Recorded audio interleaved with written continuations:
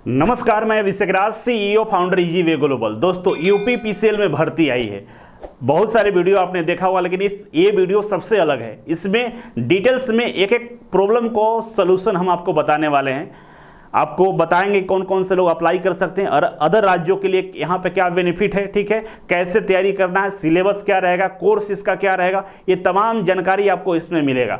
अगर आप इस वीडियो को सही से पूरा देख लेते हैं तो हर कन्फ्यूजन आपका दूर हो जाएगा और तैयारी आपका ढंग से हो पाएगा, ठीक है। तो थोड़ा सा समय निकालिएगा, 10 से 15 मिनट, आपको एक चीज़ को हम तोड़ तोड़ कर बताने वाले हैं, ठीक है। और आगे अगर आप इसका कोर्स ज्वाइन कर सकते हैं तो इजी वे कोचिंग की तरफ से इसका कोर्स को लॉन्च कर दिया गया है, ठीक है। हमारे एप्लीकेशन पर जाकर यूपी पीसीएल का कोर्स को परचेज कर सकते हैं। हमारे एप्लीकेशन पे आप जाइए और कोर्स को खरीद लीजिए, ठीक है, और तैयारी अच्छे तरीके से कीजिए। देखिए, आज इजी वे कोचिंग है ना, अब ये कोचिंग ऐसा कोई डिपार्टमेंट नहीं बचा जहाँ इजी वे के बच्चे ना हो, ठीक है ना। चाहे रेलवे से लेकर आप PSU तक की बात करें, एकमात्र कोचिंग संस्थान पूरे भारत का जिसके पास अपना अस्त्र शस्त्र है। मतलब स्किल टेस्ट की बात करें, रिटन एग्जाम की बात करें, कंप्यूटर की बात करें, मैथमेटिक्स की बात करें, रीजनिंग की बात करें, हर चीज़ों में हम नंबर 1 है। और ये मैं नहीं, हमारे बच्चे खुद बोल रहे हैं और ये बच्चे ने प्रमाणित कर दिया सिलेक्शन लेकर, ठीक है। यूपी पीसीएल हो या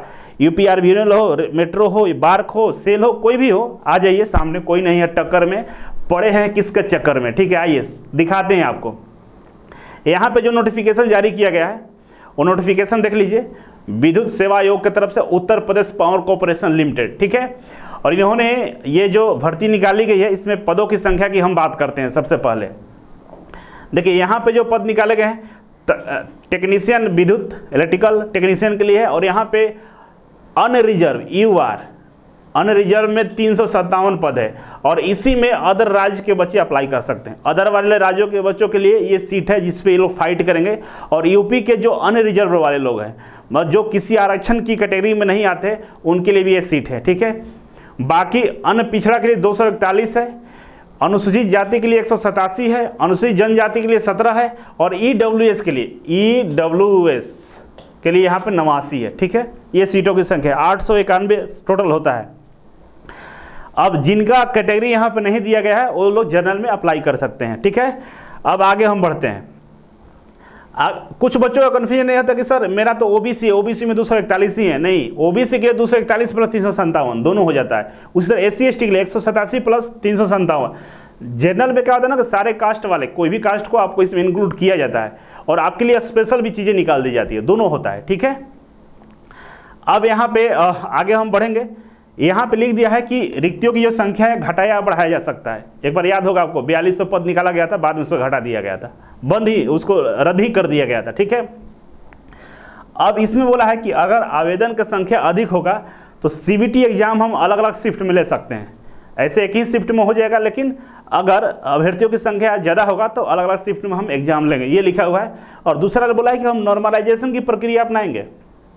एक से ज़्यादा शिफ्ट में अगर एग्जाम हम लेते हैं तो उसमें नॉर्मलाइजेशन करेंगे, ठीक है। ये चीज़ें ध्यान रखेंगे आप लोग। और इसके बाद बोला है कि उक्त पदों पर आरक्षण उत्तर प्रदेश राज्य के मूल निवासियों के लिए अनुमान्य है। मतलब उत्तर प्रदेश के बाहर के भी लोग फॉर्म भर सकते हैं, लेकिन शर्त यह है कि जो वहाँ पे आरक्षण दिया गया SC ST OBC, वो केवल उत्तर प्रदेश के जो मूल निवासी हैं उनको ही आरक्षण का लाभ मिलेगा, ठीक है। बहुत सही है। इसके बाद बोला है कि इसमें जो आपका वेतन मिलेगा वो लेवल 4 का रहेगा और 27,200 रुपये न्यूनतम स्तर एवं अन्य भत्तों, अन्य जो TA DA वगैरह वो भी मिलेगा। मतलब मिनिमम आपको 27,200 प्लस TA और DA अलग से दिया जाएगा, ठीक है ना। तो ये वेतन रहेगा, वेतन मान के चलिएगा आपको 30-35 हज़ार रुपये दिए जाएंगे। अब यहाँ पे शैक्षणिक योग्यता बोला है कि कौन कौन से लोग इसमें अप्लाई कर सकते हैं। पहला बोला कि आपको माध्यमिक शिक्षा परिषद उत्तर प्रदेश से हाई स्कूल, उत्तर प्रदेश के माध्यमिक शिक्षा बोर्ड से अगर आपने हाई स्कूल पास किया है या उसके कोई समकक्ष परीक्षा, मतलब बिहार बोर्ड से भी पास किया है, हरियाणा बोर्ड से, राजस्थान बोर्ड से, किसी भी बोर्ड से अगर आपने 10वीं पास किया है और साथ ही साथ विज्ञान एवं गणित के विषय में उत्तीर्ण हैं, विज्ञान और गणित का जो विषय होता है उसमें अगर आप उत्तीर्ण हैं तो इस फॉर्म को अप्लाई कर सकते हैं। और अप्लाई करने के साथ साथ आपको किसी एक ट्रेड से 2 वर्ष का ITI होना चाहिए और कौन सा वो ट्रेड है, तो यहाँ पर दिया है इलेक्ट्रीशियन दिया हुआ है, ठीक है, इलेक्ट्रिकल दिया हुआ है और इलेक्ट्रिकल कौशल विकास के अंतर्गत यहाँ पे वायरमैन वाले हैं। वायरमैन वाले पूछे क्या हम भर सकते हैं, तो देखिए भाई अगर वायरमैन रहता तो यहाँ पर लिख देता वायरमैन, वायरमैन लिखा नहीं तो आप नहीं भर सकते हैं, फिर भी भरने की मर्जी हो तो भर दीजिएगा, लेकिन लिखा हुआ नहीं है तो हम कैसे बोल सकते हैं। ये ट्रेड इलेक्ट्रीशियन होता है। पहले इलेक्ट्रिकल नाम का भी पहले ट्रेड होता था, आज भले बंद हो गया है, होता था, वो भी भर सकता है। और एक इलेक्ट्रिकल होता है जो कौशल विकास के अंतर्गत कराया जाता है, वो लोग भी इस पे फॉर्म को भर सकते हैं। इसके अलावा हम आगे बढ़ेंगे तो यहाँ पे दिया है कि आपकी वायु एज कितना होना चाहिए, तो एज के लिए यहाँ पे क्राइटेरिया जो दिया हुआ है देख सकते हैं कि आपकी जो वायु एज है वो 1/1/2022 1 जनवरी को आपका जो एज है न्यूनतम 18 साल और अधिकतम 40 साल, 1 जनवरी 2022 तक आपका एज 18 से 40 साल के बीच में, तो आप इस फॉर्म को भर सकते हैं, ठीक है। अब एज में छूट भी दिया जाएगा, जो अनुसूचित जाति के हैं, जो अनुसूचित जनजाति के हैं, पिछड़ा वर्ग वाले हैं, इनको उत्तर प्रदेश के जो आरक्षण नियम है उसके अंतर्गत इनके एज में छूट दी जाएगी। तो छूट कितना मिलेगा, जो ओबीसी है उनको 3 साल और SC ST को 5 साल यहाँ पे छूट दिया जाएगा, ठीक है।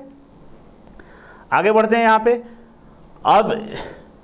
अब यहाँ पे कुछ चीज़ें और दिया गया है, जो अप्रेंटिसशिप एक्ट 1961 के अंतर्गत अप्रेंटिसशिप जिन्होंने किया है, प्रशिक्षण लिया है, उनको भी एज में 2 साल का छूट दिया जाएगा, ठीक है। अप्रेंटिसशिप वालों को भी एज में छूट दी जाएगी। आरक्षण के लिए तो हम बता दिए कि आरक्षण उन्हीं को मिलेगा जो उत्तर प्रदेश के मूल निवासी है। तो उत्तर प्रदेश वाले जितने भी लोग हैं, चाहे भूतपूर्व सैनिक हो, स्वतंत्रता सेनानी हो, ओबीसी हो, SC ST हो, सबको यहाँ पे आपको आरक्षण का लाभ दिया जाएगा, ठीक है। अब हम आगे बढ़ेंगे तो यहाँ पे पेमेंट करना है। पेमेंट करना है किसके लिए, एग्जाम फी के लिए। और एग्जाम फी का जो आवेदन शुल्क है अनुसूचित जाति एवं अनुसूचित जनजाति श्रेणी के लिए यहाँ पे 826 रुपये लगेगा और बाकी अन्य के लिए 1180 रुपये लगेगा। ये कुछ ज़्यादा है, अब क्या कर सकते हैं, सरकार ने मांगा है तो देना पड़ेगा। अन्य के लिए ओबीसी हो, EWS हो, जनरल हो, सबके लिए कितना है 1180 है, बाकी SC ST के लिए 826 रुपये, ठीक है। और इसमें जो पेमेंट करना है आप डेबिट कार्ड, क्रेडिट कार्ड अथवा बैंक ऑफ इंडिया के चालान के द्वारा आप पेमेंट कर सकते हैं, ठीक है। अब आगे बढ़ेंगे। अब इसमें यहाँ पे बोला है कि अभ्यर्थियों द्वारा ऑनलाइन आवेदन पत्र पूर्ण करने पर लिखित परीक्षा अस्थायी रूप से सम्मिलित किया जाएगा, ठीक है। अभ्यर्थियों के मात्र लिखित परीक्षा में सम्मिलित होने से चयन नहीं माना जाएगा, ठीक है ना। और इसमें बताया है बहुत सारा कंडीशन जो आपके लिए अनिवार्य, पढ़ लीजिएगा। इसमें है कुछ नहीं, जो आपके लिए जरूरी है उसके लिए हम यहाँ पे बात कर रहे हैं, ठीक है। यहाँ पे चरित्र प्रमाण पत्र भी आपको बनवाना होगा, बनवा कर रखिएगा। बहुत सारे बच्चे हैं वो चरित्र प्रमाण पत्र उनके पास होता ही नहीं है। दूसरा, वैवाहिक स्थिति, ऐसे पुरुष महिला अभ्यर्थी जो 1 से अधिक विधि विरुद्ध जीवित पति रखते हो, ऐसी महिला अभ्यर्थी जिनका विवाह विधि विरुद्ध ऐसे व्यक्ति से हुआ जो इनके पास पहले से 1 या 1 से अधिक जीवित पत्नी है, वो चयन हो तो अर्थ नहीं होगा। ध्यान रखिएगा, कुछ ऐसे होते हैं जिनकी 1 से ज़्यादा जीवित पत्नियां होती है, वो इस फॉर्म को नहीं भर सकते हैं। या वैसी महिला जिनका 1 से अधिक पति हैं, जीवित पति हैं, वो भी इस फॉर्म को नहीं भर सकती हैं, ठीक है ना। चयन प्रक्रिया ऑनलाइन लिया जाएगा। लिखित परीक्षा का प्रश्न पत्र 2 भागों में होगा और इसका जो समय होगा 3 घंटा देगा, 3 घंटा समय रहेगा, ठीक है। और बहुत सारे बच्चों का अब दिक्कत ये है कि SSS मांगा है क्या, SSS बाबू नहीं मांगा है। प्रथम भाग और द्वितीय भाग 2 भाग में एग्जाम होगा। प्रथम भाग में जो एग्जाम होगा उसका जो सिलेबस है ना, उस सिलेबस के बारे में लिखा है कि नीलाइट जो है SSS जो देता है, ये SSS का जो सिलेबस है ना, वही सिलेबस से प्रश्न पूछेगा प्रथम भाग में कंप्यूटर का। और जो प्रश्न का संख्या होगा वो होगा आपका 50 प्रश्न होगा। और इसका जो सिलेबस है SSS के सिलेबस सेम रहेगा, मतलब SSS के सिलेबस से 50 क्वेश्चन पूछेगा। एक क्वेश्चन 1 मार्क्स का होगा, ठीक है ना। और इसमें निगेटिव मार्किंग भी है, ठीक है ना, 1/4 निगेटिव मार्किंग है में निगेटिव मार्किंग। अब निगेटिव मार्किंग कंडीशन क्या है यहाँ पे देखिए, इसमें निगेटिव मार्किंग दिया हुआ है। निगेटिव मार्किंग का मतलब ये है 1/4 निगेटिव मार्किंग 0.25। एक क्वेश्चन गलत करेंगे 0.25 नंबर कटेगा, मतलब 4 क्वेश्चन गलत करेंगे तो 1 नंबर कट जाएगा, ध्यान रखेंगे। और जो प्रथम भाग है इसमें 20 नंबर लाना अनिवार्य है। 50 में से 20 नंबर लाएंगे तभी आपको क्वालिफाई माना जाएगा, और 50 में से 20 नहीं लाने वाले बच्चे फेल हो जाते हैं और उनका जो सेकंड एग्जाम होता है उसका कॉपी जांच नहीं की जाती है। और बहुत सारे बच्चे ऐसे होते हैं जिनके सेकंड द्वितीय परीक्षा में अच्छा परफॉर्मेंस होता है, नंबर अच्छा था, फर्स्ट वाले में फेल कर जाते हैं। इसीलिए हम लोग इस बार एक तो कंबाइंड कोर्स आपको देंगे यूपीपीसीएल का साथ में, लेकिन अलग से एक सेपरेट भी कोर्स देंगे केवल कंप्यूटर का। और केवल कंप्यूटर में क्वालिफाई करना है आपको, कंप्यूटर के लिए सीरियस हैं तो अलग से भी उसका कोर्स आपको हम देने वाले हैं। वो कोर्स आप हमारे इजी एप्लीकेशन पर अवेलेबल है, आप ले सकते हैं। और एक ओवरऑल कंबाइन जिसमें कंप्यूटर भी होगा, रीजनिंग भी होगा और टेक्निकल भी होगा, उससे भी आप क्वालिफाई कर सकते हैं। ठीक है, ये तो पहला भाग हो गया। अब दूसरे भाग की हम बात करते हैं। दूसरे भाग में बोला है कि हम आपके पाठ्यक्रम से संबंधित वस्तुनिष्ठ प्रकार के प्रश्न पूछेंगे, मल्टीपल चॉइस। ठीक है, और इसके लिए एक प्रश्न के लिए 1 अंक दिए जाएंगे। ठीक है ना, और इसमें गलत के लिए 1/4 काट लिया जाएगा। सेम वही कंडीशन है कि आपका 4 क्वेश्चन गलत होगा तो 1 नंबर कट जाएगा। ठीक है, अब सिलेबस क्या है, द्वितीय भाग का सिलेबस यहाँ पर दे रहा है। पहला भाग का सिलेबस समझ गए, CCC के जो सिलेबस है उसी सिलेबस से पूछेगा, और द्वितीय भाग का जो सिलेबस है यहाँ पे दिया गया है। आइए समझते हैं। पहला नंबर पर दिया सामान्य अध्ययन एवं तार्किक ज्ञान। सामान्य अध्ययन और तार्किक ज्ञान का मतलब ये होता है कि इसमें रीजनिंग से भी प्रश्न पूछे जाएंगे, और इसकी जो संख्या हुई प्रश्नों का 20 होगा, और ये अधिकतम 20 अंक के होंगे। उसके बाद सामान्य हिंदी हाई स्कूल स्तर का, ये 15 संख्या होगा इसका सामान्य हिंदी का, और ये 15 नंबर का होगा। ठीक है, इसके बाद सामान्य अंग्रेजी, अंग्रेजी से प्रश्न पूछे जाएंगे, 15 क्वेश्चन होगा और ये 15 नंबर का होगा। और इसके बाद तकनीकी विषय ज्ञान जो आपका ITI है उससे पूछा जाएगा 150 प्रश्न, और ये 150 मार्क्स का रहेगा। मतलब टोटल प्रश्नों की संख्या की बात करें तो 200 प्रश्न है और 200 नंबर है। ठीक है ना, तो 200 नंबर का रहेगा, 200 प्रश्न रहेंगे, और इसमें आपका परफॉर्मेंस करना होगा। तो टोटल प्रश्नों की संख्या हम शुरू में आपको बताया था 200 नहीं, ये 250 हो गया, क्योंकि 50 कंप्यूटर का अलग से है। ठीक है ना, तो 250 प्रश्न है, 3 घंटा टाइम है। अब इसमें जिसका परफॉर्मेंस बेटर होगा इसी पे रिजल्ट जारी किया जाएगा। सेकेंड वाला पार्ट से आपका मेरिट लिस्ट बनाया जाएगा। 200 में से मान के चलिए कि कट ऑफ की हम बात करें तो 150 प्लस जिसका रहेगा वो सुरक्षित जोन में है, और 120 तक भी जाता था पहले, 106 तक भी कट ऑफ गया है। डिपेंड करता है उस समय एग्जाम जब होगा उस समय हम बताएंगे कट ऑफ कितना जा सकता है, लेकिन 120 प्लस लेके चलिएगा जो SC ST वगैरह लोग के हैं, और जो आपके जनरल कैटेगरी के आते हैं, OBC वाले आते हैं, तो 150 के आसपास रहेंगे, तो आपका यहाँ पे हो सकता है सिलेक्शन अच्छा से हो जाए। अब यहाँ पे कुछ कंडीशन और दिए गए हैं, यहाँ पे विशेष में लिखा हुआ है नोट करके कि उपयुक्तता अनुसार निर्धारित प्रतिबंधों या महर्ताओं के अधीन द्वितीय भाग की लिखित परीक्षा हेतु तो निर्धारित 200 अंकों पर ही अभ्यर्थियों का अंतिम मेरिट लिस्ट बनाया जाएगा। बता दिया था पहले ही कि सेकंड जो एग्जाम होगा उसी पे मेरिट लिस्ट बनाई जाएगी। बोला है कि 200 अंकों की परीक्षा 2 या 2 से अधिक समान अंकों पाने वाले अभ्यर्थियों की कंडीशन में बोला है कि हम उनको एज के अनुसार, जिनका एज ज़्यादा होगा, जो अप्रेंटिसशिप किया हुआ, उनको हम प्राथमिकता देंगे। ठीक है ना, ऐसे ऐसे कुछ पॉइंट्स लिखे हैं जो आप इसमें देख सकते हैं।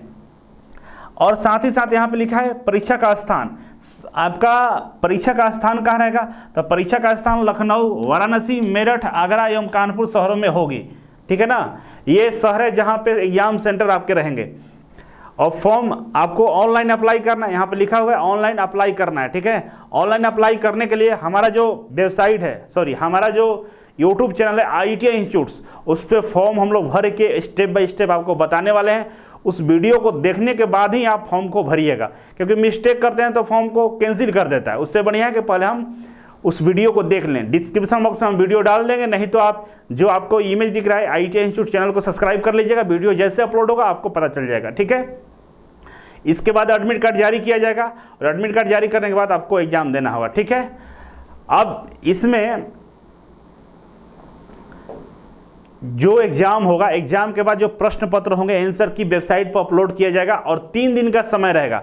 अगर आपको लगता है कि जो हमने आंसर दिया है वो जो यूपीपीसीएल है गलत मान रहा है, और आपको लगता है कि इतना सही है, तो आपको मौका दिया 3 दिन के अंदर में आपको साक्ष्य प्रमाण प्रस्तुत करना होगा। अगर आप प्रस्तुत करते हैं तो आपको वहां से सही वेरीफाई किया जा सकता है। ठीक है, अब यहाँ पे डेट दिया है, बोला कि ऑनलाइन आवेदन पत्र पूर्ण करने की तिथियां 27/9/2022 से स्टार्ट होगा और 19/10/2022 तक भरा जाएगा। मतलब 27 सितंबर से फॉर्म स्टार्ट होगा भरना, और इसका फॉर्म 19 अक्टूबर तक भरा जाएगा। फॉर्म का जो फ़ी है जमा करने का वो 27/9 से 21/10 है, 21 अक्टूबर तक फॉर्म का फ़ी जमा कर सकते हैं। और इसका जो संभावित तिथि है नवंबर 2022, ये जो संभावित तिथि है इस पे हम नवंबर के अंतिम सप्ताह दिया हुआ है, नवंबर लास्ट तक, लेकिन मुझे नहीं लगता है, क्योंकि देखिए 10 अक्टूबर तक, ये 21 अक्टूबर तक फॉर्म ही भरा जा रहा है, 21 अक्टूबर तक इसमें एग्ज़ाम फ़ी जमा होगा और इसके बाद तुरंत ये एग्ज़ाम हो जाएगा 1 महीने के अंदर में। मुझे पॉसिबल नहीं लगता है, लेकिन कुछ भी हो सकता है, तैयारी करना है आपको इसी हिसाब से, लेकिन फिर भी हमें जो लग रहा है फरवरी तक जा सकता है, ठीक है। तो आप इसके लिए तैयार रहिएगा। बाकी इजी वे कोचिंग की तरफ से इसका कोर्स को लॉन्च कर दिया गया है, ठीक है। आप कोर्स परचेज करके अच्छे से तैयारी कर सकते हैं, ठीक है। और इसके लिए प्रैक्टिस सेट, स्टडी मटेरियल सारे उस कोर्स में इंक्लूड रहेंगे, अलग से कोई आपको लेने की जरूरत नहीं है। बाकी बीच बीच में हम लोग गाइड करेंगे, व्हाट्सएप ग्रुप में भी हम लोग बच्चों को ऐड कर लेते हैं और पूरी फैकल्टी टीम आपको रिप्लाई हमेशा देती है, आप डायरेक्ट कांटेक्ट करके बात कर सकते हैं। तो तैयारी में कोई कमी नहीं छोड़िएगा, कोई कसर मत छोड़िएगा। कंप्यूटर पर ज़्यादा फोकस करना है, क्योंकि उसी में बहुत सारे बच्चे फेल हो जाते हैं, ठीक है। तो चलिए अभी के लिए बस इतना ही था। Thank you so much. फिर मिलते हैं आपसे एक नई वीडियो और एक नई जानकारी के साथ। तब तक के लिए नमस्कार।